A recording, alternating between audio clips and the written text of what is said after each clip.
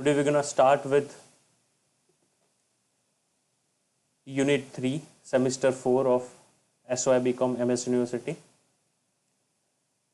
जी मुझे पता है कि ये कोरोना की वजह से बहुत सारे बीकॉम के जो हमारे स्टूडेंट्स हैं they are facing difficulty so far as a coaching is concern. तो उनकी हेल्प के लिए, उनकी पढ़ाई डिस्टर्ब ना हो इसलिए मुझे रितेश सर ने और समीर सर ने रिक्वेस्ट किया था कि भाई कुछ स्टूडेंट्स हैं, हमारे स्टूडेंट्स भी हैं और बहुत सारे उनके अलावा भी बड़ौदा के बहुत सारे ऐसे स्टूडेंट्स हैं जिनका कि स्टडीज़ अफेक्ट हुआ है because of this corona virus. And उन्होंने फिर रिक्वेस्ट किया कि अगर हम कोई अच्छा प्रेजेंटेशन या फिर लेक्चर बना सकते हैं ये स्टूडेंट के लिए तो it would be great help to them. And obviously जब भी बात आती है स्टूडेंट्स के हेल्प के बारे में, स्टूडेंट्स की पढ़ाई के बारे में, I feel that I am lucky enough to have this opportunity कि मैं स्टूडेंट्स को हेल्प कर पाऊँ बिकॉज कभी हम भी स्टूडेंट थे तो आई नो द डिफ़िकल्टी क्या फेस होती है अगर पढ़ाई नहीं होती और एग्ज़ाम भी आपको देनी पड़ सकती है यहाँ पे और पढ़ाई नहीं हुई है तो क्या सिचुएशन आती है। I can very well understand that. So वही ऑब्जेक्टिव को दिमाग में रखते हुए हमने डिसाइड किया है कि वी विल स्टार्ट यूनिट 3 के जीएसटी सब्जेक्ट्स के टॉपिक्स जो बाकी हैं स्टूडेंट्स को पढ़ने के वो हम स्टार्ट करेंगे। और एंड मैंने क्या किया है कि I have material, PDF file भी है मेरे पास, लेकिन वो मटेरियल को मैंने कन्वर्ट कर दिया है एक अच्छे प्रेजेंटेशन में जिससे कि ये बेनिफिट होगा हमें कि शायद मैं अगर क्लास में सबके सामने फिज़िकली पढ़ा रहा हूँ तो बहुत सारे एग्जाम्पल हैं, बहुत सारे जो चार्ट हैं जिस तरीके से मुझे एक्सप्लेन करना होता है मैं बोर्ड पे ड्रॉ कर सकता हूँ। लेकिन अगर मैं पीडीएफ में से पढ़ाया तो बीकॉम के स्टूडेंट्स को शायद उतना अच्छा क्लैरिटी ना आए। सो इसीलिए I have prepared a presentation, so वो प्रेजेंटेशन देख के वो अच्छे से समझ पाए। So with that objective and मैंने बहुत सिंपल हिंदी में इसलिए रखा है दैट बहुत सारे स्टूडेंट ऐसे भी शायद होंगे जिसको इतना कंफर्टेबल गुजराती में शायद ना हो तो उनके लिए ये मैंने गुजराती में रखा है, सॉरी हिंदी में रखा है। तो हिंदी तो सबको समझ में आती ही है। And in between since your examinations would be in English only, so in between हम इंग्लिश में भी कुछ टर्म यूज़ करेंगे जिससे कि क्या बेनिफिट हो कि आपको कुछ टर्मिनोलॉजी दिमाग में उतरे, कुछ शब्द दिमाग में याद रहे। Basically, we are a teacher or we have a coaching institute in the name of cap Academy. हम CMA का स्टडीज़ कराते हैं। CMA is cost and management accountant, जो कि कोई स्टूडेंट 12th के बाद और या फिर बीकॉम के बाद कर सकता है। It is very much similar to the CA examinations. तो जिस तरीके से CA की एग्जामिनेशंस पूरे इंडिया में होती है उसी तरीके से CMA की एग्ज़ाम्स होती है। दोनों के सिलेबस भी सेम है। The benefit of joining CMA is कि आप उतना जल्दी उसको ख़त्म कर सकते हो। तो आप अगर बीकॉम के स्टूडेंट हो और आगे कुछ प्रोफेशनल कोर्सेज करना भी चाहते हो तो this again could be very good opportunity specially to those who are coming from middle class because और कोई आप कोर्स ज्वाइन कर रहे हो तो उसका फीस और ये CMA का फीस के अंदर बहुत फ़र्क होता है। And we are always there to help you. We are having this institute in the name of Cap Academy जो कि गुजरात में सबसे अच्छा रिजल्ट प्रोड्यूस करता है। हर बार कोई ना कोई, हर साल एग्ज़ाम में कोई ना कोई ऑल इंडिया रैंकर होते ही हैं। फाउंडेशन जब से स्टार्ट किया तब से अब तक हमारा 100% रिजल्ट आया है। इंटर फाइनल का भी 70% एवरेज रिजल्ट आता है। People are getting good marks, ऐसा नहीं सिर्फ पास होते हैं। तो अगर आप सिर्फ बीकॉम कर रहे हो तो बीकॉम के बाद you can think about joining CMA। हाँ, अगर आगे कुछ इन्फॉर्मेशन आपको चाहिए तो आप रितेश सर, समीर सर से या सीधा हमारी वेबसाइट है www.capacademy.in, वहाँ पे आप विजिट कर सकते हो। हमारा नंबर भी है, वहाँ पे कॉन्टैक्ट इन्फॉर्मेशन भी है। आपको अगर ज़्यादा इन्फॉर्मेशन चाहिए तो आप वहाँ से वो इन्फॉर्मेशन ले सकते हो। Fine. So with this brief introduction, my name is Siddharth Singh Jadeja. By profession, I'm a chartered accountant as well as I like to teach a student. So I'm in the field of teaching since last almost now 10 years. I'm teaching at CMA level. I'm teaching at CA level. CA institute पे members के लिए भी बहुत सारे lectures लेता हूँ मैं। Department में भी ऑफिसर्स ट्रेनिंग में जाता हूँ मैं on the subject of GST. Fine. So I ensure के आगे जितना हम पढ़ रहे हैं, जितना सिंपल हो सके उतना सिंपल तरीके से मैं आपको प्रेजेंट करने का ट्राई करूंगा, so that it would be easy for you people to understand. So let's start with this term called an input tax credit. ये input tax credit क्या होता है GST में, और ये चैप्टर क्यों पढ़ना हमें ज़रूरी है। आप प्रोफेशनल कोर्स ज्वाइन करो या ना करो, उसके अलावा भी आप कहीं पे भी आफ्टर बीकॉम जब जॉब करोगे तो कहीं ना कहीं GST आएगा, जो आपको अच्छे से समझना ही होगा। अगर आप अच्छे से नहीं समझे और कहीं पे आप जॉब कर रहे हो बीइंग एन अकाउंटेंट, तो अगर आपको जीएसटी के प्रोविजन के बारे में नहीं पता है और उसमें भी आईटीसी प्रोविजन के बारे में आपको अगर नहीं पता है, तो the things would be more difficult for you. तो इसीलिए हमें आईटीसी प्रोविजन बहुत अच्छे से, no doubt exam point of view से तो पढ़ने ही पढ़ने हैं, उसके अलावा practical day to day life के लिए भी, आफ्टर बीकॉम के लिए भी आपको पढ़ना this input tax credit is very necessary, very important. Input tax credit क्या होता है? Input tax credit, the word input tax credit is coming out of two words. Input tax credit आता है दो वर्ड्स में से। अगर आप देखो तो input tax credit हमारा आता है दो वर्ड में से। दो वर्ड कौन से हैं? एक वर्ड है हमारा ये input tax और दूसरा वर्ड आता है हमारा क्रेडिट। एक है आपका input tax वर्ड, दूसरा है आपका क्रेडिट। तो हम किसके बारे में बात कर रहे हैं यहाँ पे? हम यहाँ पे बात कर रहे हैं कि अगर कोई बिजनेसमैन ने, अगर मेरी कोई फैक्ट्री है, मेरा कोई प्लांट है जहाँ पे मैं मैन्युफैक्चरिंग कर रहा हूँ, तो वहाँ पे मैंने अगर जितने गुड्स मैंने परचेस किए, ध्यान से सुनना, जितने गुड्स मैंने परचेस किए, अगर वो गुड्स परचेस करने के टाइम पे मैं कोई टैक्स पे कर रहा हूं, कौन सा टैक्स? जीएसटी की बात कर रहे हैं। सो अगर हम जीएसटी की बात कर रहे हैं तो क्रेडिट भी सारी आपको जीएसटी की मिलेगी। तो आप जब कोई गुड्स परचेस कर रहे हैं तो उसको बोलते हैं इनवार्ड सप्लाई। इनवार्ड सप्लाई क्यों बोलते हैं उसको? बिकॉज वो गुड्स आपके पास आ रहे हैं, आपके पास से जा नहीं रहे हैं, आपके पास से वो गुड्स आ रहे हैं। तो आप जब भी कोई गुड्स परचेस करते हैं, उस पे गुड्स हो या फिर सर्विसेज, और वो गुड्स आपका नॉर्मल रॉ मटेरियल भी हो सकता है या फिर capital goods, that is a plant and machinery भी हो सकता है।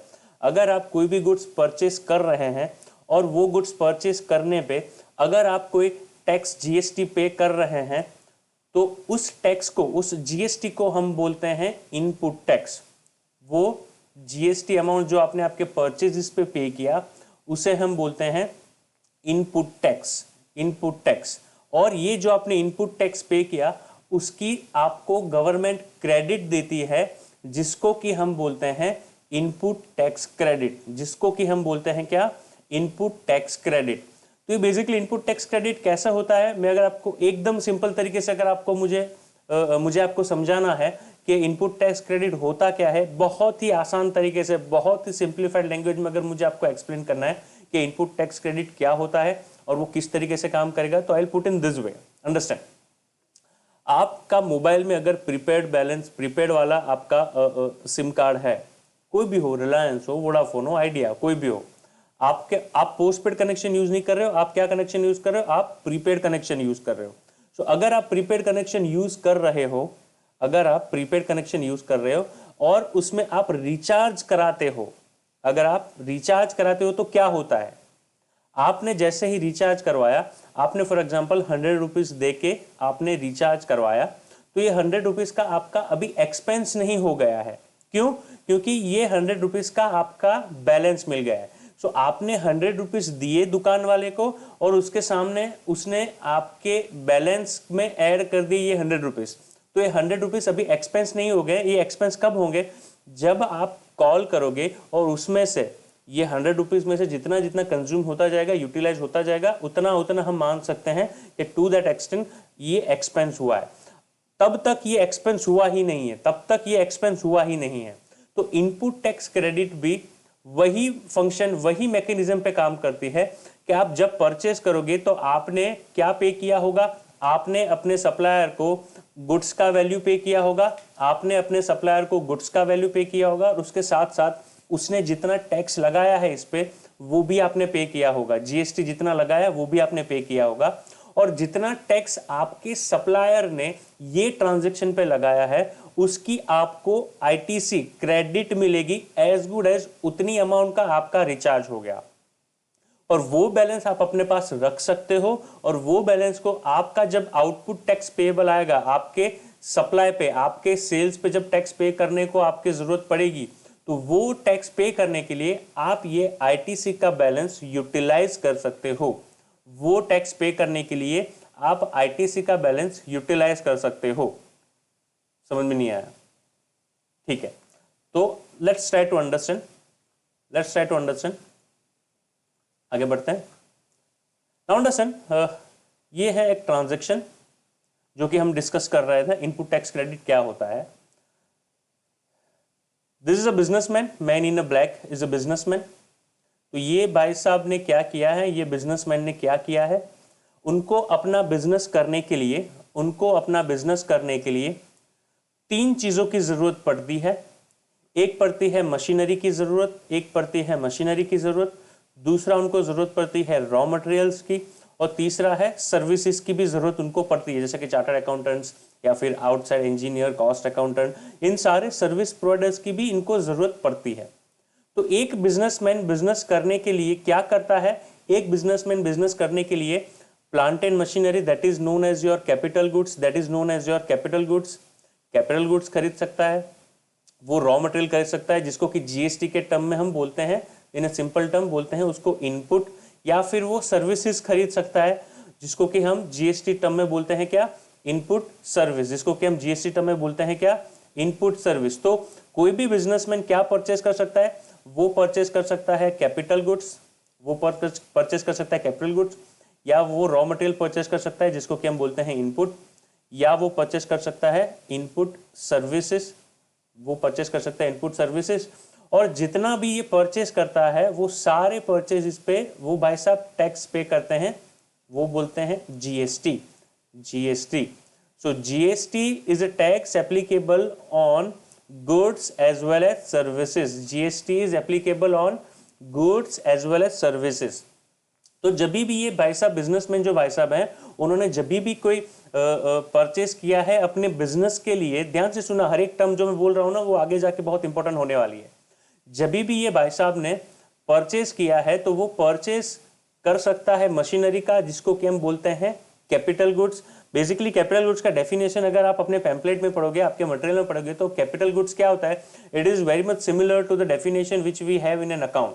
सो अकाउंट में हमारा कैपिटल गुड्स का डेफिनेशन क्या है, अकाउंट में कैपिटल गुड्स किसे बोलते हैं, the amount which has been capitalized in the books of account. So वो वाले गुड्स जो आप प्रॉफिट एंड लॉस अकाउंट में चार्ज नहीं करते हो, लेकिन आप अपने बैलेंस शीट में एज एसेट दिखाते हो, आप उसको कैपिटलाइज करते हो। तो जो कुछ भी आप कैपिटलाइज करते हो अपने बुक्स ऑफ अकाउंट में, जितने भी गुड्स आपने परचेस करके आपने कैपिटलाइज किए हैं, उन सारे को बोलते हैं क्या, कैपिटल गुड्स।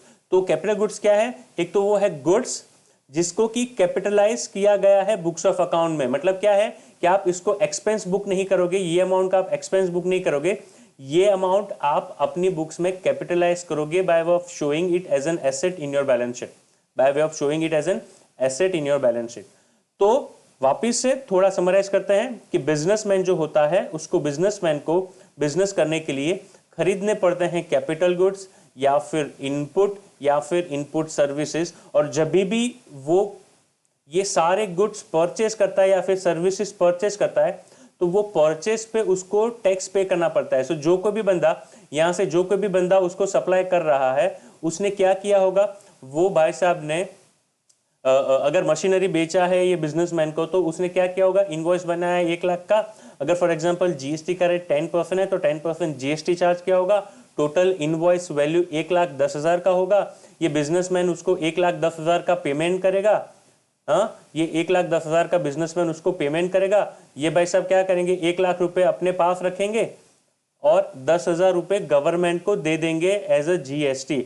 गवर्नमेंट क्या कर रहा है, जीएसटी, ये भाई साहब ने गवर्नमेंट को जीएसटी पे किया, तो गवर्नमेंट क्या बोला कि जितना भी टैक्स ये बिजनेसमैन ने पे किया है, दैट इज 10,000 रुपीज का जो जीएसटी ये बिजनेसमैन ने पे किया है, वो 10,000 रुपीज का बिजनेसमैन को क्रेडिट मिलेगा। मतलब क्या है कि वो बैलेंस बिजनेसमैन फिर आगे टैक्स पे करने के लिए यूज कर सकता है, अपने आउटपुट टैक्स पे करने के लिए ये क्रेडिट को वो यूज कर सकता है। तो इस तरीके से ये पूरा स्ट्रक्चर होता है कि आप जितना भी परचेस करते जाओगे और ये चेन चलती ही जाएगी। सो आपने आगे सेल किया तो आगे वाले को आप क्रेडिट पास ऑन करोगे, आपने किसी से परचेस किया और आपने टैक्स पे किया तो आपको आईटीसी मिलेगी। तो ये चेन कंटिन्यू चलती जाती है up to the last consumption, up to the last consumption. तो जब तक so far as you are passing on the burden of tax to the next person, मतलब क्या कि जब तक आप आगे सेल करते जाओगे, जब तक आप आगे सेल करते जाओगे आपको क्रेडिट मिलती जाएगी और वो क्रेडिट आप आगे पास ऑन करते जाओगे bye way of doing a set of. लेकिन अगर आप आगे पास ऑन नहीं कर पाते हो, आप फाइनल अल्टीमेट कंज्यूमर हो, तो जीएसटी का इम्पैक्ट आपको खुद को ही बेयर करना पड़ेगा, जीएसटी का इम्पैक्ट आपको खुद को ही बेयर करना पड़ेगा और तब वो कॉस्ट होता है। तब तक वो कॉस्ट आपका नहीं बनता है क्योंकि जितना भी जीएसटी आपने पे किया अपने परचेजेस पे वो सारी जीएसटी का आपको आईटीसी मिलता है और आईटीसी आप फ्यूचर में यूज कर सकते हो। सो जितना टैक्स आपने आपके परचेज पे पे किया है, वो परचेज कैपिटल गुड्स का हो या इनपुट का हो या इनपुट सर्विस का हो, किसी का भी हो, आपने कुछ भी परचेज किया है, वो सारे के सारे जीएसटी को, वो क्या हो सकता है, वो हो सकता है सीजीएसटी, एसजीएसटी, अगर वो ट्रांजैक्शन है इंट्रा स्टेट सप्लाई, मतलब क्या, अगर विद इन द स्टेट वाला सप्लाई है तो वो टैक्स कौन सा चार्ज किया होगा आपके सप्लायर ने, वो चार्ज किया होगा आपको सीजीएसटी, एसजीएसटी। तो आपको सीजीएसटी और एसजीएसटी का दोनों का टैक्स का क्रेडिट मिलेगा। अगर ट्रांजैक्शन इंटर स्टेट है तो आपके सप्लायर ने कौन सा टैक्स चार्ज किया, तो आपके सप्लायर ने आपको आईजीएसटी चार्ज किया होगा, तो आपको आईजीएसटी का भी सिमिलर वे में आपको आईटीसी मिल जाएगा। तो कोई भी नाम का टैक्स पे किया हो, जीएसटी होना चाहिए, कोई भी नाम का जीएसटी आपने पे किया हो, वो जीएसटी का आपको क्रेडिट मिल जाएगा और वो क्रेडिट आप फिर बाद में आपके आउटपुट टैक्स पे करने के लिए यूटिलाइज कर सकते हो। वो क्रेडिट फिर बाद में आप आपके आउटपुट टैक्स पे करने के लिए आप उसको यूटिलाइज कर सकते हो। सो this is one of the most important part two understand how this ITC mechanism function, how this ITC mechanism function. So let's understand further.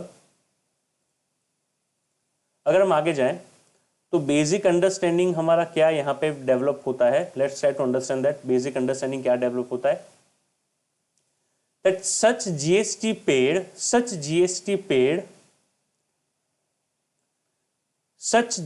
paid on, जैसे कि मैंने बोला परचेजेस, वो पे किया हो आपने नॉर्मल चार्ज में या फिर आपने पे किया हो रिवर्स चार्ज में, किसी भी तरीके से आपने आपके परचेजेस पे अगर जीएसटी पे किया है, नॉर्मल चार्ज मतलब क्या होता है, जहां पे सप्लायर टैक्स पे करता है उसको बोलते हैं नॉर्मल चार्ज, जहां पे रिसिपिएंट टैक्स पे करता है खुद उसको बोलते हैं reverse charge.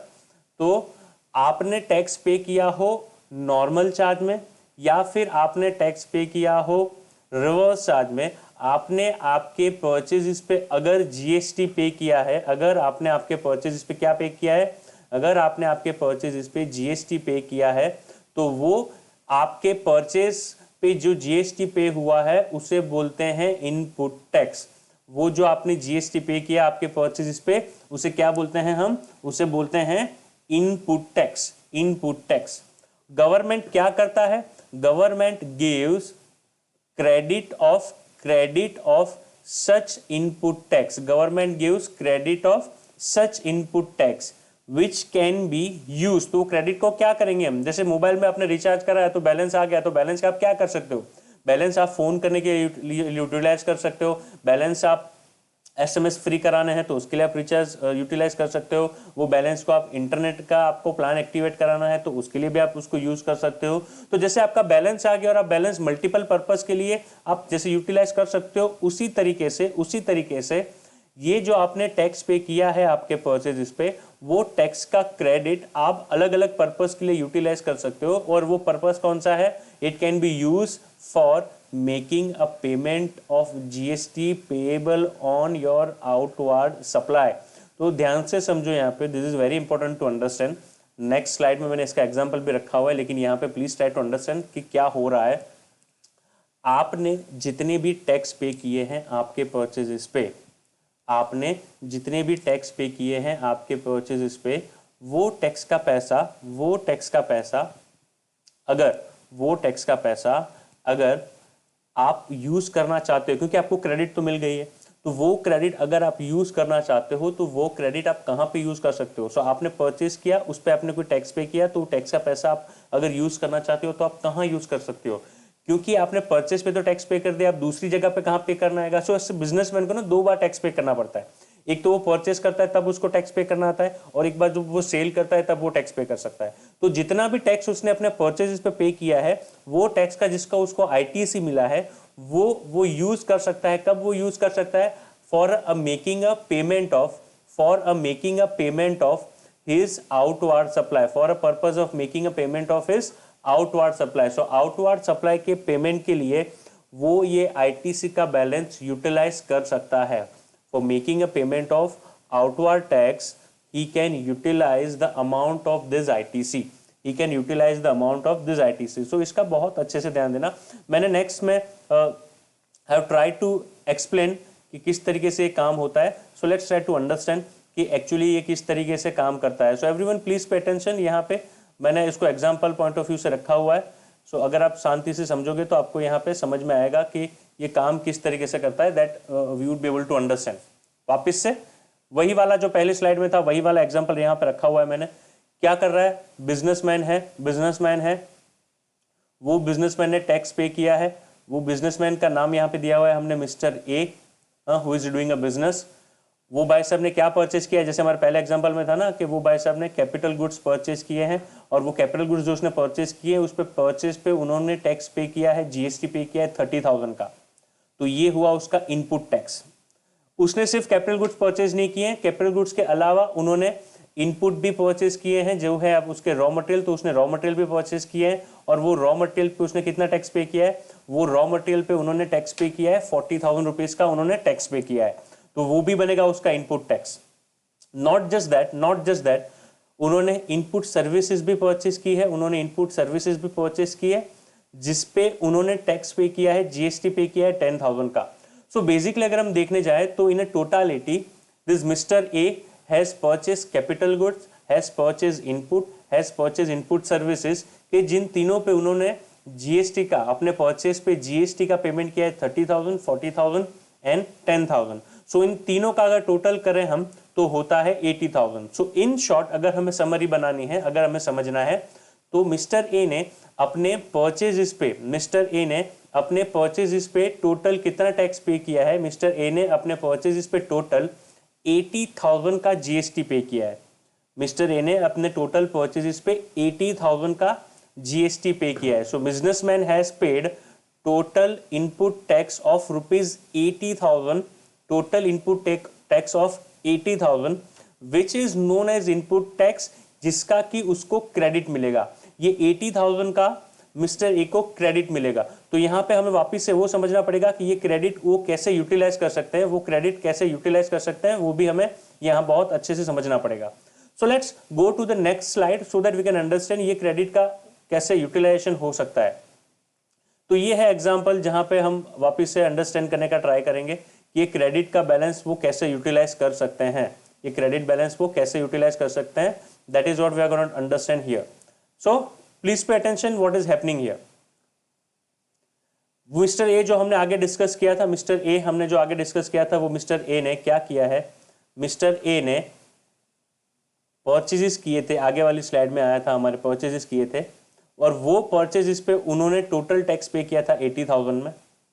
So capital goods पे 30,000 का जीएसटी पे किया था, रॉ मटेरियल पे 40,000 का जीएसटी पे किया था, और अपने इनपुट सर्विस पे उन्होंने 10,000 का जीएसटी पे किया था, टोटल 80,000 का जीएसटी पे किया था। ये कैपिटल गुड्स को, इनपुट सर्विस को और इनपुट को यूज करके उन्होंने अपना फिनिश गुड्स बनाया, और वो फिनिश गुड्स उन्होंने सप्लाई किया है मिस्टर बी को, सो बेसिकली मिस्टर बी को सेल किया है, सो आपको पता है कि जब जीएसटी कब लगता है? जीएसटी लगता है सप्लाई पे। तो जैसे ही मिस्टर ए ने सप्लाई किया है गुड्स मिस्टर बी को, तो मिस्टर ए को जीएसटी चार्ज करना पड़ेगा, और ये जो जीएसटी पेबल आता है यहाँ पे which is coming on his outward supply, ये जो जीएसटी पे करना पड़ता है उनको अपने आउटवर्ड सप्लाई पे, उसे बोलते हैं आउटपुट टैक्स। जो कोई भी जीएसटी मिस्टर ए ने पे किया था अपने परचेज पे, उसे बोलते हैं इनपुट टैक्स। तो इनपुट टैक्स का क्रेडिट कहां पे हम यूज कर सकते हैं? इनपुट टैक्स का क्रेडिट आप यूज कर सकते हैं for making a payment of an output tax. Input tax का क्रेडिट आप कहां पे यूज कर सकते हैं? For making a payment of output tax. So please pay attention, क्या हो रहा है यहां पे? Mister A has paid input tax of 80,000 जिसका बैलेंस उनके पास पड़ा हुआ है, और मिस्टर ए ने जो फिनिश गुड सप्लाई किया है मिस्टर बी को, उस पे मिस्टर ए की लायबिलिटी जीएसटी पे करने की फॉर एग्जांपल आ रही है 1,30,000। तो मिस्टर ए को क्या करना पड़ेगा? आप देख लो, मिस्टर ए को क्या करना पड़ेगा? मिस्टर ए को 1,30,000 मिस्टर बी से कलेक्ट करना है और गवर्नमेंट को ये 1,30,000 पे करना है। सो 1,30,000 कलेक्ट करेगा मिस्टर ए, 1,30,000 मिस्टर बी से कलेक्ट करेगा और वो पे करना होगा किसको? गवर्नमेंट को। गवर्नमेंट को उसका पेमेंट करना पड़ेगा, किसका? 1,30,000 का पेमेंट गवर्नमेंट को करना पड़ेगा, 1,30,000 का।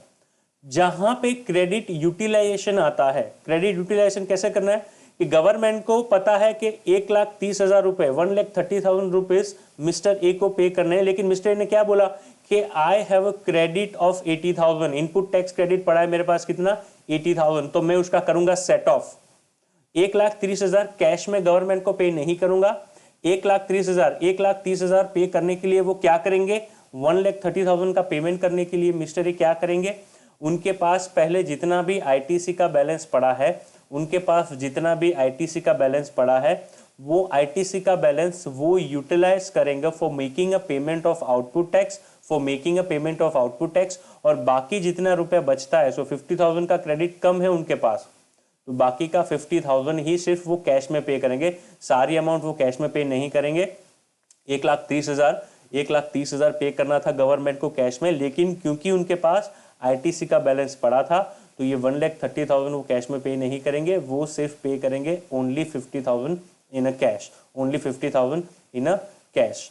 Fine. So this is something I'll say as a basic understanding for GST. This is something I can say the basic understanding of GST.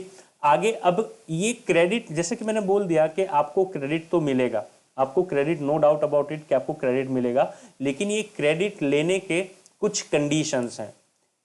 Mister A को क्रेडिट अगर चाहिए, मिस्टर ए को अगर credit चाहिए, तो ये क्रेडिट लेने के लिए उनको कुछ कंडीशन फुलफिल करनी पड़ेगी। तो वो कंडीशन क्या है, आगे हम वो देखते हैं कि उनको क्या कंडीशन फुलफिल करनी पड़ेगी। वो कंडीशन अब हम देखते हैं।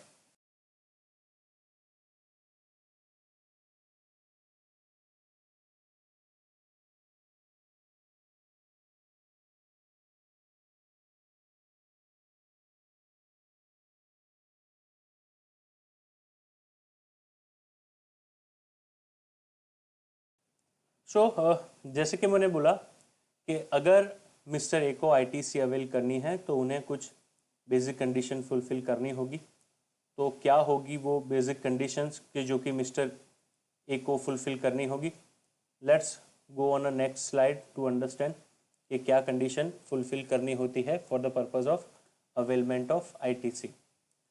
ये है पूरा section 16 of CGST act, section 16 of CGST act, जहाँ पे हमें एक्सप्लेन किया गया है कि किसी भी सप्लायर को, किसी भी रिसिपिएंट को, बिकॉज आईटीसी रिसिपिएंट को मिलती है, किसी भी रिसिपिएंट को अगर आईटीसी अवेल करनी है, किसी भी रिसिपिएंट को अगर आईटीसी अवेल करनी है, तो वो रिसिपिएंट को कौन कौन सी कंडीशन फुलफिल करनी पड़ेगी, वो रिसिपिएंट को कौन कौन सी कंडीशन फुलफिल करनी पड़ेगी, वो लिखा है कहाँ पे? आपके सेक्शन 16 में, सेक्शन 16 में। सो प्लीज पे अटेंशन, सेक्शन 16 क्या बोलता है, कौन कौन सी कंडीशन है जो हमें फुलफिल करनी पड़ सकती है? Let's see. Registration under GST. अभी आपको क्या दिमाग में रख के चलना है? हमको दिमाग में रख के चलना है मिस्टर ए का एग्जांपल। सो अगर मिस्टर ए को आईटीसी चाहिए, अगर मिस्टर ए को आईटीसी चाहिए, तो मिस्टर ए को जीएसटी में क्या करवाना पड़ेगा? तो मिस्टर ए को जीएसटी में रजिस्ट्रेशन कराना पड़ेगा, मिस्टर ए को जीएसटी में रजिस्ट्रेशन करवाना पड़ेगा।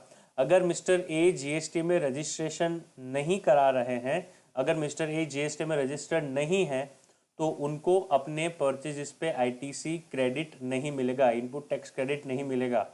सो एग्जांपल, अगर आप जाते हैं डीमार्ट में, अगर आप जाते हैं डीमार्ट में तो डीमार्ट में जाके आप परचेस कुछ करते हैं तो डीमार्ट वाले ने भी कुछ जीएसटी लगाया हुआ है, तो वो जो जीएसटी उन्होंने सीजीएसटी एसजीएसटी लगाया होगा, आप कहीं पे भी डीमार्ट में जाके कुछ शॉपिंग कर रहे हो तो उसने भी कुछ सीजीएसटी एसजीएसटी टैक्स लगाया होगा, जीएसटी टैक्स लगाया होगा, तो क्या आप उसकी आईटीसी ले सकते हो? So answer to that question is no, आप उसकी आईटीसी नहीं ले सकते हो। क्यों नहीं ले सकते हो? Because we are consumer, consumers are not registered under GST. GST का आईटीसी किसे मिलता है? जीएसटी का आईटीसी मिलता है सिर्फ उसको जो जीएसटी में रजिस्टर्ड हो। सो अगर मिस्टर ए जीएसटी में रजिस्टर्ड नहीं है, अगर मिस्टर ए जीएसटी में रजिस्टर्ड नहीं है तो मिस्टर ए को वो आईटीसी नहीं मिलेगा। मिस्टर ए को आईटीसी तभी मिलेगा जब मिस्टर ए जीएसटी में रजिस्टर्ड हो। सो आईटीसी का benefit is applicable only and only to the person who is registered. ITC का benefit is available only and only to the person who is registered. So अगर registered नहीं है तो credit नहीं मिलेगा। ये हुई हमारी पहली कंडीशन, ये हुई हमारी पहली कंडीशन। दूसरी कंडीशन क्या है? Goods and services to be use for a business purpose. मतलब आप जो कोई भी परचेस कर रहे हो, मिस्टर ए ने जितना भी कैपिटल गुड्स या सर्विसेज, इनपुट सर्विसेज परचेस किया था या फिर रॉ मटेरियल परचेस किया था, उसको किसके लिए यूज करना पड़ेगा? He has to use it for business purpose. अगर वो बिजनेस पर्पस के लिए यूज नहीं कर रहे हैं, अगर वो बिजनेस पर्पस के लिए यूज नहीं कर रहे हैं, मीनिंग देयर बाय वो अपने पर्सनल पर्पस के लिए यूज कर रहे हैं, तो आईटीसी नहीं मिलेगा। आईटीसी तभी मिलेगा जब वो यूज करते हैं बिजनेस पर्पस के लिए। जब उसको यूज करते हैं किस पर्पस के लिए? Only and only for business purpose. So business के अलावा किसी पर्पस के लिए अगर आप उसको यूज कर रहे हो, अपने कैपिटल गुड्स को या सर्विसेज को या फिर रॉ मटेरियल को, तो आपको क्रेडिट नहीं मिलेगा। सिंपल आपको अगर मैं बोलूं कि आपने आपकी फॉर एग्जांपल अमूल पार्लर है और वो अमूल पार्लर आपने स्टार्ट किया, तो आपने अमूल से बहुत सारे फ्लेवर्ड मिल्क, आइसक्रीम, बहुत सारी चीज़ें खरीदी जिस पे जीएसटी लगा है। अब आप उसमें से कुछ अमूल का फॉर एग्जांपल फ्लेवर्ड मिल्क आपने बेचने की जगह पे खुद पिया या फिर किसी रिलेटिव को पिलाया। वो रिलेटिव को पिलाया, किसी आपके कस्टमर को नहीं पिलाया, रिलेटिव को पिलाया, तो वो क्या बिजनेस पर्पस के लिए आपने यूज किया? Answer is no. आपने ये अपने पर्सनल पर्पस के लिए यूज किया तो वो क्रेडिट आपको नहीं मिलेगी। एक एग्जांपल। दूसरा एग्जांपल, आपने मोबाइल फोन खरीदा अपने पर्सनल यूज के लिए, बिजनेस में से खर्चा करके।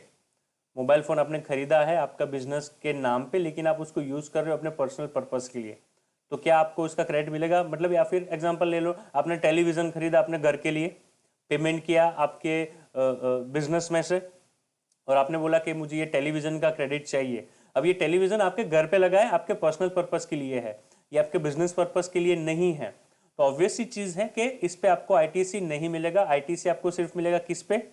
जो गुड्स या सर्विसेज आप यूज करते हो आपके बिजनेस पर्पस के लिए। अगर आप उसको अपने पर्सनल पर्पस के लिए यूज करते हो या फिर अदर देन बिजनेस पर्पस के लिए, to be very honest, other than business किसी भी पर्पस के लिए आप उसको यूज कर रहे हो, तो आपको आईटीसी नहीं मिलेगा। तो ये हुई हमारी दूसरी कंडीशन। तीसरी कंडीशन क्या है? Possession of tax paying document. Possession of tax paying document. So mister A को अगर आईटीसी लेना है, मिस्टर ए को अगर आईटीसी लेना है तो उनके पास टैक्स पेइंग डॉक्यूमेंट होना चाहिए। क्या होता है tax paying document? Invoice.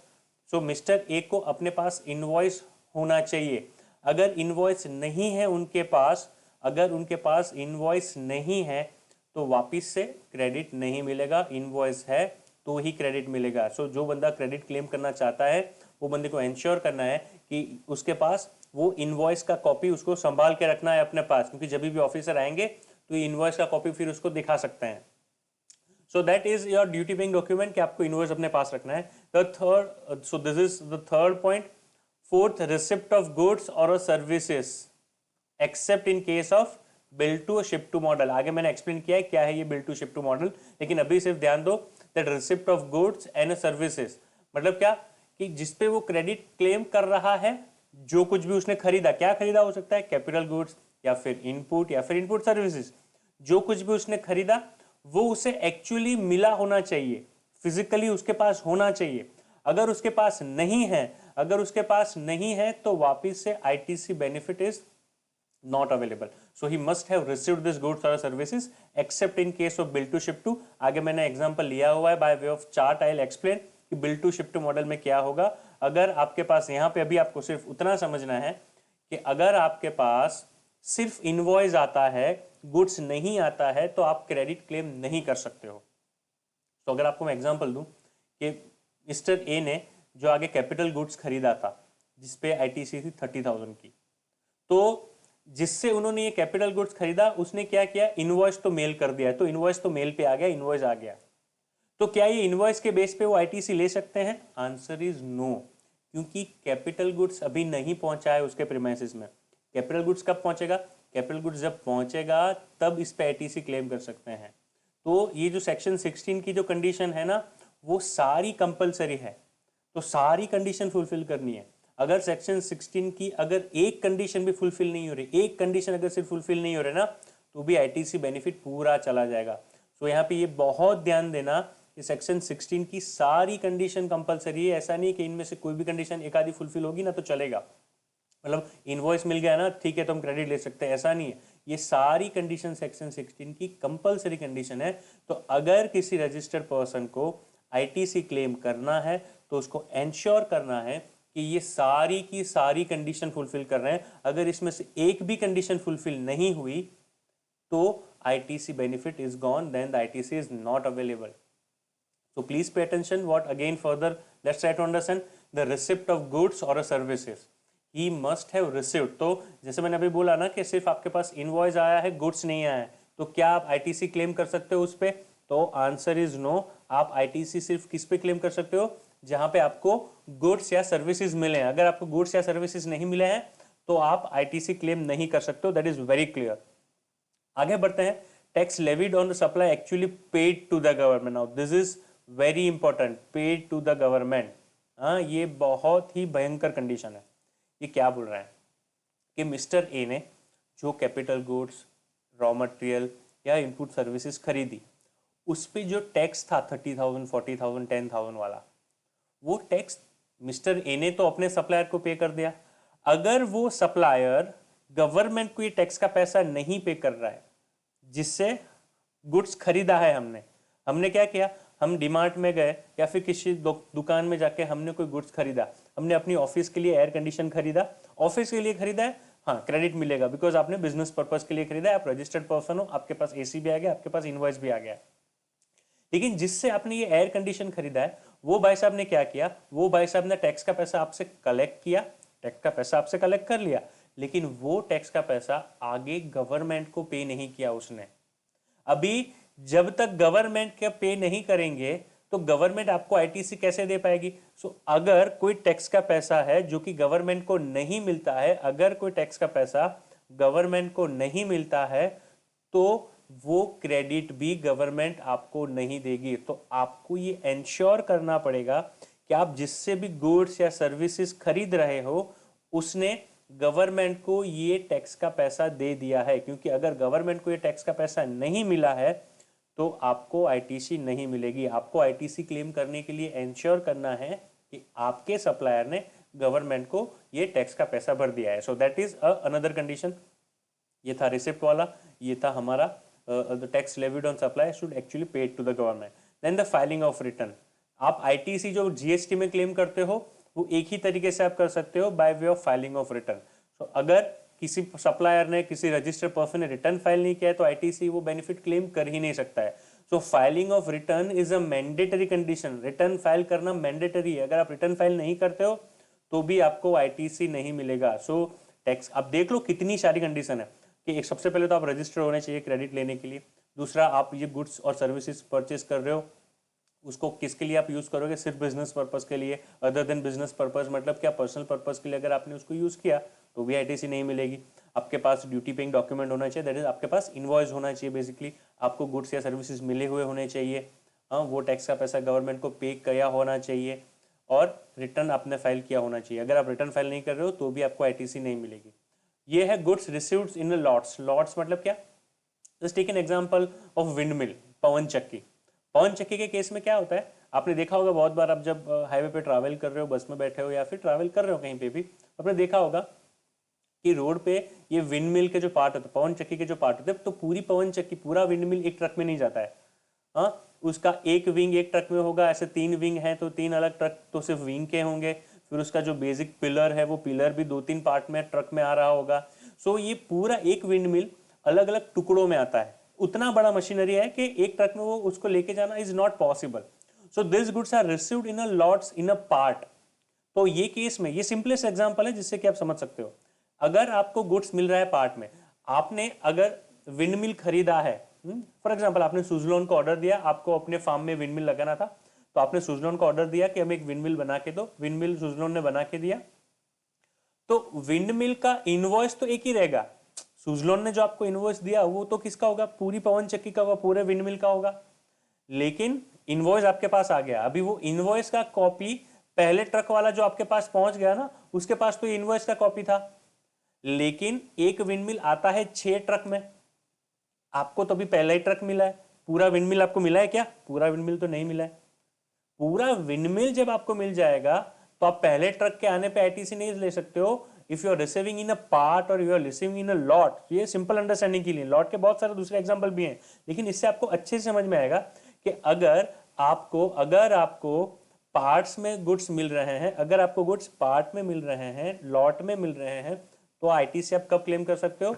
On the receipt of last lot. So last lot आएगा तब आप आईटीसी लो, उससे पहले आप आईटीसी नहीं ले सकते हो। तो ये हुआ दूसरा कंडीशन, ये भी इंपॉर्टेंट कंडीशन है। Payment for invoice to be made within 180 days. यहां पे है कुछ कंडीशन जो आगे स्लाइड में मैंने कवर की है। Payment has to be made within 180 days. Now this is very interesting, very important for all of us to understand. अगर आपने ध्यान से सुनना, ये क्रेडिट चाहिए अगर हमने क्या किया, कोई गुड्स खरीदे हैं। सो मिस्टर ए ने गुड्स खरीदे हैं मिस्टर एक्स से, ठीक है। मिस्टर एक्स ने गुड्स दे दिया, इनवॉइस दे दिया, गुड्स अपने बिजनेस पर्पस के लिए यूज कर लिया। इनवॉइस विनवॉइस सब है आपके पास, आप रजिस्टर्ड भी हो, आपने सब टैक्स का पेमेंट भी कर दिया है आपके मिस्टर एक्स ने, रिटर्न भी फाइल कर दिया, तो सारी कंडीशन फुलफिल हो गई।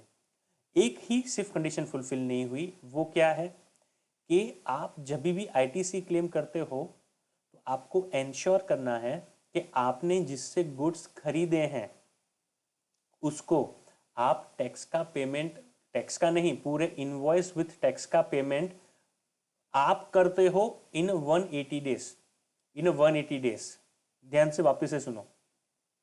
मिस्टर ए ने परचेस किए हैं कुछ गुड्स मिस्टर एक्स से, तो क्या इंश्योर करना है?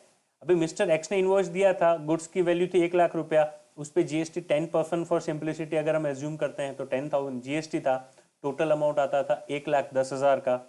तो मिस्टर एक्स ने तो इनवॉइस बना के दे दिया मिस्टर ए को 1,10,000 रुपीज का। तो ये 1,10,000 रुपीज का इनवॉइस जो मिस्टर ए को मिला है उसके बेस पे मिस्टर ए ने 10,000 का क्रेडिट ले लिया। लेकिन यहाँ पे एक और कंडीशन गवर्नमेंट ने डाली है, क्या कि मिस्टर ए को पेमेंट करना है मिस्टर एक्स को, तो वो पेमेंट करना पड़ेगा within 180 days from the date of invoice. तो यहाँ government is working, government as a recovery agent, mister X के बिहाफ में वो एज अ रिकवरी एजेंट ये काम कर रहे हैं कि मिस्टर एक्स को एंश्योर कर, मिस्टर एक्स को बेनिफिट मिला। क्या बेनिफिट मिला कि गवर्नमेंट ने बोला कि भाई देखो अगर वो 180 डेज में पेमेंट नहीं करेगा ना, तो वो जो क्रेडिट लेके बैठा हुआ है ऑलरेडी, क्योंकि क्रेडिट तो वो पहले लेके बैठा है, वो 6 महीने, 180 डेज नॉर्मल क्या होता है, ये 6 महीने के अंदर। अगर 180 डेज है, 6 महीने नहीं लिखे हैं, आपको जो सिंप्लिसिटी के लिए बता रहा हूं, डेज में है यहाँ पे, तो 180 डेज में मिस्टर ए को एंश्योर करना है कि वो मिस्टर एक्स को पेमेंट कर देते हैं। अगर मिस्टर ए मिस्टर एक्स को पेमेंट नहीं करते हैं इन 180 डेज, तो वो जो पहले क्रेडिट लेके बैठा है मिस्टर ए, वो क्रेडिट मिस्टर ए को रिवर्स करनी पड़ेगी। वो क्रेडिट मिस्टर ए को क्या करना पड़ेगा, रिवर्स करना पड़ेगा। तो ये चीज का बहुत ध्यान रखना है कि आप जब आईटीसी बेनिफिट क्लेम करते हो, बीइंग अ रजिस्टर्ड पर्सन, आप जब आईटीसी बेनिफिट क्लेम करते हो, then you need to ensure that you are claiming ITC which is a valid ITC। और ITC इनवैलिड सिर्फ लेने के टाइम पे, क्रेडिट लेने को क्या बोलते हैं, अवेलमेंट। तो आपकी क्रेडिट अवेलमेंट के टाइम पे सिर्फ वैलिड हो, that is not enough. Credit लेने के बाद भी आपको इंश्योर करना है कि ये वैलिडली अवेल्ड है। सो क्रेडिट लेने के बाद अगर आप 180 डेज में पेमेंट नहीं कर रहे हो, क्रेडिट लेने के बाद अगर आप 180 डेज में पेमेंट नहीं कर रहे हो तो वापस ये क्रेडिट इनवैलिड हो जाएगी, और जैसे ही ये क्रेडिट इनवैलिड हुई आपको ये क्रेडिट रिवर्स करनी पड़ेगी। सो अगर आप 180 दिवस 180 डेज के अंदर पेमेंट नहीं करते हो अपने सप्लायर को, तो आपने जो पहले क्रेडिट ली थी वो क्रेडिट आपको रिवर्स करनी पड़ेगी विथ इंटरेस्ट। ठीक है, तो ये बहुत इंपॉर्टेंट कंडीशन है, आगे इसको देखेंगे हम कि किस तरीके से काम करता है। तो लास्ट कंडीशन है सिंपल कंडीशन, जहां पे बोलते हैं दैट अगर आप कैपिटल गुड्स, तो ये एप्लीकेबल होगा, ये कंडीशन एप्लीकेबल होगा सिर्फ कैपिटल गुड्स को। क्यों? क्योंकि यहाँ पे डेप्रिसिएशन की बात की है। तो क्या इंश्योर करना है कि आप या तो डेप्रिसिएशन क्लेम कर सकते हो या तो आईटीसी क्लेम कर सकते हो। मतलब क्या? अब ध्यान से सुनो, अगर आप प्लांट एंड मशीनरी खरीद रहे हो 2 लाख का, उस पर 20,000 का जीएसटी, टोटल है 2,20,000, तो आप डेप्रिसिएशन किस पे क्लेम करोगे? 2 लाख पे, क्योंकि 20,000 की तो आपको आईटीसी मिली है। अगर आप डेप्रिसिएशन 2 लाख की जगह पे 2,20,000 पे क्लेम कर रहे हो तो आपने डेप्रिसिएशन क्लेम किया, जो कि है allowable deduction under income tax, तो आपने इनकम टैक्स में बेनिफिट लिया इसका। 2,20,000 पे आपने डेप्रिसिएशन क्लेम किया, जबकि आपको करना था किस पे? सिर्फ 2 लाख पे करना था, और आपने किया किस पे? 2,20,000 पे। अगर आप जीएसटी की अमाउंट पे भी डेप्रिसिएशन क्लेम करते हो तो क्रेडिट नहीं मिलेगा। तो आपको डिसाइड करना है कि आपको आईटीसी क्लेम करनी है या फिर डेप्रिसिएशन क्लेम करना है। इन दोनों में से एक ही बेनिफिट अलाउ है, दोनों बेनिफिट अलाउ नहीं है। सो जब भी आप plant and machinery capital goods खरीद रहे हो तो आपको देखना पड़ेगा कि आप डेप्रिसिएशन के लिए कौन सी वैल्यू ले रहे हो। अगर आपने क्रेडिट ली है, अगर सिंपल टर्म में बोल रहा हूं मैं, अगर आपने क्रेडिट ली है तो आपको एंश्योर करना पड़ेगा कि आप जीएसटी एलिमेंट पे डेप्रिसिएशन क्लेम नहीं कर रहे हो। सो हमारे एग्जांपल में अगर आपने 20,000 की क्रेडिट ली है तो आपको एंश्योर करना पड़ेगा कि आप डेप्रिसिएशन 2 लाख पे क्लेम कर रहे हो। अगर आपने 2,20,000 पे डेप्रिसिएशन क्लेम किया है तो आपको 20,000 की क्रेडिट नहीं मिलेगी। अगर आप गलती से ऑलरेडी लेके बैठे हुए तो आपको वो रिवर्स करनी पड़ेगी। सो either the depreciation benefit is allowed और ITC benefit is allowed, all the benefits are not allowed. So this is something which you need to keep in mind. तो ये है सारी कंडीशन, हमारी एलिजिबिलिटी कंडीशन जो कि हमें फुलफिल करनी है। ये खत्म नहीं होता है, आगे भी है जो हमें समझना है। So let's further try to understand. वापस एक बार समराइज कर लेते हैं कि रजिस्ट्रेशन होना चाहिए, बिजनेस पर्पज के लिए यूज होना चाहिए, duty paying document that is invoice होना चाहिए, गुड्स या सर्विसेज मिले होने चाहिए, हाँ, टैक्स का पैसा गवर्नमेंट को पे कर दिया होना चाहिए, रिटर्न फाइल किया होना चाहिए, लॉट में मिल रहा है तो लास्ट लॉट मिलेगा तब क्रेडिट मिलेगा। हाँ, जो बंदा क्रेडिट क्लेम कर रहा है उसको अपने सप्लायर को 180 डेज के अंदर पेमेंट करना पड़ेगा। हाँ, 180 डेज के अंदर पेमेंट करना पड़ेगा, वो भी एक कंडीशन है। और लास्ट वाली कंडीशन क्या है कि या तो आप डेप्रिसिएशन क्लेम करो या तो आप आईटीसी क्लेम करो। दोनों बेनिफिट अगर आपको अलाउ नहीं है, अगर आपने डेप्रिसिएशन क्लेम किया है जीएसटी अमाउंट पे तो आपको आईटीसी नहीं मिलेगा, अगर आपने नहीं किया तो ही आपको आईटीसी मिलेगा। तो ये हमारी थी basic condition. Now time limit of availment of credit. GST में ना एक मैक्सिमम टाइम लिमिट भी प्रिस्क्राइब की है जब तक उसको क्रेडिट ले लेनी है। सो वो है लिमिट फाइनेंशियल ईयर वाइज। तो ज्यादा मुझे कंफ्यूज नहीं करना है, यहाँ पे ज्यादा आपको कंफ्यूज नहीं करना है। सीधा आते हैं मुद्दे पे। मुद्दा क्या है कि आईटीसी का बेनिफिट आपको क्लेम अगर करना है किसी फाइनेंशियल ईयर का तो आप कब तक क्लेम कर सकते हो। Time limit for claiming ITC, time limit, तो आपको जब मन हुआ तब आप क्रेडिट क्लेम कर रहे हो ऐसा नहीं चल रहा है। हाँ, आईटीसी अगर आपको क्लेम करनी है तो उसकी एक वैलिडिटी आती है। जैसे आपने अगर रिचार्ज कूपन खरीदा तो रिचार्ज कूपन की भी एक वैलिडिटी होती है ना कि भाई इतने टाइम में रिचार्ज कर लेना वरना वो एक्सपायर हो जाएगा। तो time limit for claiming ITC is what? 20th of October of the next financial year। तो अगर 1920 की कोई आईटीसी आपको क्लेम करनी है, 1920 मतलब कौन सा ईयर है हमारा? Starting with 1 April 2019 ending on 31 मार्च 2020। अगर 1920 की आपको बेनिफिट क्लेम आईटीसी क्लेम करनी है तो आपने नॉर्मली तो करके बैठे ही होंगे। अगर भूल गए हो कोई क्रेडिट क्लेम करने का तो आपके पास एक्सटेंडेड टाइम भी है। सो ऐसा नहीं है कि भाई फाइनेंशियल ईयर 1920 की क्रेडिट आपको 31 मार्च 20 तक क्लेम कर ही लेनी है कैसे भी करके, ऐसा नहीं है। आपको 1920 की क्रेडिट अगर क्लेम करनी है, अगर आप भूल गए हो तो वो क्रेडिट आप कब तक क्लेम कर सकते हो? ये 2020 का फाइनेंशियल ईयर खत्म हुआ 31 मार्च 20 को। वो खत्म होने के बाद जो अक्टूबर महीना आएगा उसकी 20 तारीख तक, अक्टूबर महीने की 20 तारीख तक, तो फाइनेंशियल खत्म हो उसके बाद जो अक्टूबर मंथ आता है उसकी 20 तारीख तक, या फिर और date of filing of annual return whichever is earlier. आपको क्या होता है, जीएसटी में एक एनुअल रिटर्न भी फाइल करना होता है। एनुअल रिटर्न कब फाइल करना होता है, जैसे 1920 है तो आपने हर मंथ तो रिटर्न फाइल किए ही हैं, उसके साथ साथ आपको एक एनुअल रिटर्न फाइल करना होता है। वो एनुअल रिटर्न आप फाइल कब करते हो, 1920 खत्म हुआ उसके बाद आप फाइल करोगे एनुअल रिटर्न, जो कि रिटर्न होगा पूरे साल का। आपने जो मंथली रिटर्न फाइल किया उसमें इंफॉर्मेशन कब थी, किसकी थी, मंथली ट्रांजेक्शन की इंफॉर्मेशन थी।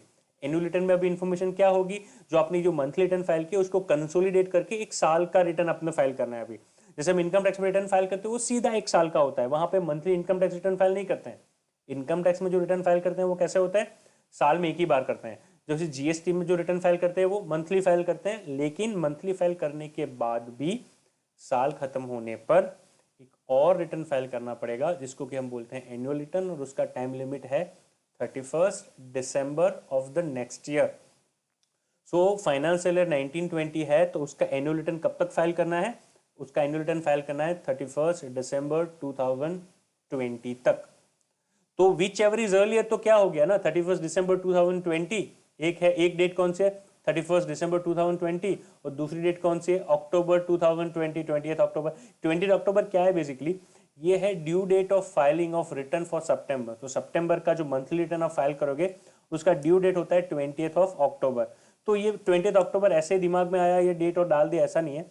6 महीने बाद मार्च खत्म हुआ तो उसके 6 महीने सितंबर में खत्म होते हैं, तो सितंबर रिटर्न का फाइलिंग का ड्यू डेट है 20 अक्टूबर।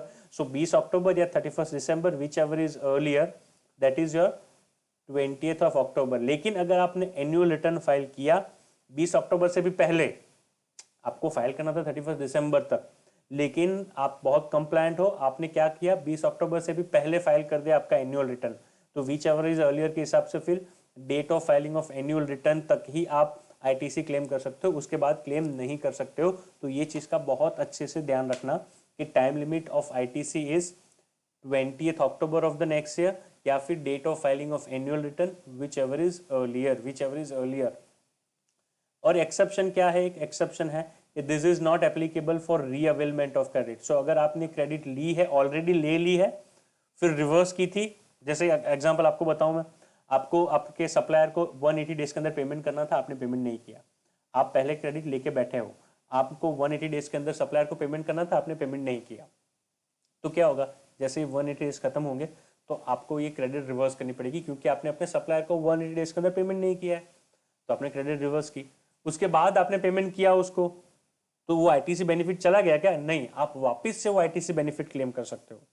तो वहां ये क्रेडिट रीअवेलमेंट बोलते हैं, पहले ली फिर रिवर्स की, बाद में वापस से ली, तो जो वापस से ली है ना उसको बोलते हैं रीअवेलमेंट। ये जो टाइम लिमिट यहाँ पे दी हुई है हमें, ये जो टाइम लिमिट यहाँ पे हमें दी है 20 अक्टूबर या फिर 31 दिसंबर वाली, ये एप्लीकेबल होती है for first availment, not applicable to reavailment. तो ये चीज का ध्यान आप रखना। Fine, let's move further.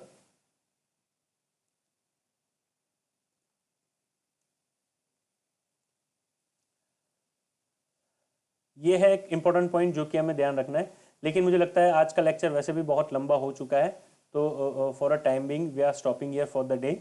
Tomorrow will have session जहाँ पे हम आईटीसी आगे पढ़ना स्टार्ट करेंगे। सो आज today we are stopping here for the day, ध्यान से सुन लेना। उसके बाद ये अमेंडमेंट है स्लाइड नंबर 8 से, कल से हम वापस से स्टार्ट करेंगे। एक बार पूरा आईटीसी का ख़त्म हो जाएगा लेक्चर, उसके बाद में जो प्रेजेंटेशन है, मटेरियल तो आपके पास होगा ही, अगर नहीं है तो वो भी आप मुझे बता सकते हैं, वो मैं आपको सीधा व्हाट्सअप या फिर मेल थ्रू भेज सकता हूँ, या फिर लिंक भेजूंगा जहाँ से आप डाउनलोड कर सकते हो मटेरियल पूरा। उसके साथ साथ एक बार पूरा आईटीसी का लेक्चर ख़त्म हो जाएंगे, 2-3 लेक्चर होंगे आईटीसी के, एक बार ये ख़त्म हो जाते हैं उसके बाद हम एक और ये प्रेजेंटेशन जो पूरा है वो मैं आपको लिंक मेरे डिस्क्रिप्शन में यूट्यूब में रख दूंगा, तो आप ये डिस्क्रिप्शन बॉक्स जो नीचे आता है वो डिस्क्रिप्शन बॉक्स में वो लिंक को क्लिक करके आप ये पूरा प्रेजेंटेशन भी डाउनलोड कर सकते हो। और इन केस अगर आपको कोई डाउट है तो मैं मेरे डिस्क्रिप्शन में मेरा मेल आईडी या फिर नंबर डाल दूंगा, व्हाट्सअप नंबर, आप उस पर मुझे व्हाट्सअप कर सकते हो, कोई डाउट है तो, या फिर उस नंबर पर कॉल करके पूछ सकते हो। अगर मैं कहीं पे बिजी हूँ, अगर आंसर नहीं कर पाता हूँ, देन प्लीज़ हैव पेशेंस, जब भी मैं फ्री होऊंगा I will come back to you to solve your doubt. Thank you very much, take care of yourself and your family and focus on reading. Thanks a lot.